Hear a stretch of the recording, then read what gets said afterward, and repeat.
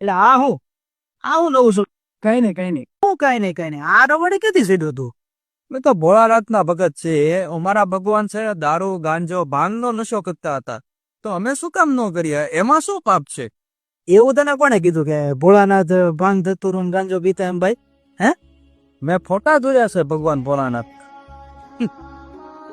હા ભાઈ, જ્યારે છે ને સમુદ્ર મંથન થયું ને, તો એ આપણને બધાને ખબર છે ભગવાન ભોળાનાથે હળાહળ વિષ ધારણ કર્યું હતું. અને એ વિષના તાપથી બચાવવા હતું છે ને દેવોએ એમની ઉપર જળ, ભાંગ, પછી શું કહેવાય આપણે ધતુરો, મધ, દૂધ, આ બધું ભગવાન શિવ ઉપર ચડાવ્યું હતું. સમજો? તો તારામાં તેવડ છે એમની વડે હળાહળને ધારણ કરવાની કે વિષ પીવાની તેવડ છે? નહીં હો. તો પછી તમે બધા ઈ બધું ભૂગતી હતું, ઈ કઈ જોયું નહીં કે હળાહળ ને આ ઈ બધું તમે ભૂલી ગયા.